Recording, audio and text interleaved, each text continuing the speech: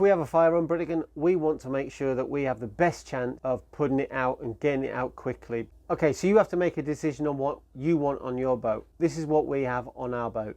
We have 3 2-kilogram fire extinguishers. One in the front cabin, one here in the galley, and one in the back cabin. Also, we have a fire blanket which is in the galley, and a smoke detector. We have in our engine compartment, we have a fire suppression unit, which is a big fire extinguisher, which when a fire breaks out, it automatically sets off and hopefully will put it out. We have vent closures, which stops oxygen getting into the engine, and you mustn't at any point open up the door to try and firefight it, because that's just giving oxygen to the fire, which is you don't want. We have a flap where we can put in a fire extinguisher nozzle and give extra fire suppression into the engine bay. So that's what we have in our engine room, and if you haven't got it on your boat, maybe you should think about a fire suppression unit in your engine room. Servicing, so we bring the fire extinguishers back in to get serviced every year, get checked and make sure they're serviceable. Also, we check the batteries on the smoke detector, and I check it. I periodically give it an old press, so we get the old beep beep, and we change the batteries every year once we service at the same time when we're servicing the fire extinguishers. Luckily, there's no other servicing on all the other equipment, so that's good.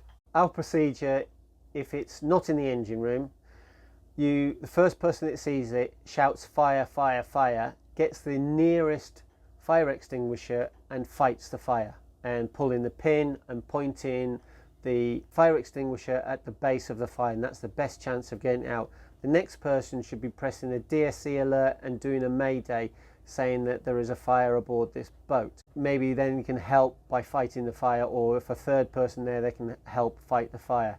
If at some point the fire then becomes too much to try and beat the fire, we need to try and get the boat away from other people and other boats. It is beyond saving. We then need to abandon the ship and get off the boat as quickly as possible. If the fire is in our engine room and the fire suppression system in there works and puts the fire out, that means the engine's not going to be working.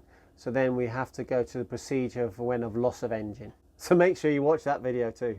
Introducing our Boat Safety Checklist Guide. Watching boat safety videos is a great way to get up to speed with boat safety. Remember, being prepared is the key to enjoying your time on the water with peace of mind. But there's even more you can do to ensure your safety and the safety of your crew. That's where our Boat Safety Checklist Guide comes in. This comprehensive guide is packed with easy-to-follow checklists that cover everything from routine checks to emergency procedures. It's designed to be your go-to resource for all things boat safety. With this guide, you'll be prepared for the unexpected. You'll know how to respond calmly and effectively in any situation, giving you and your crew the best chance of staying safe. Don't leave your safety to chance.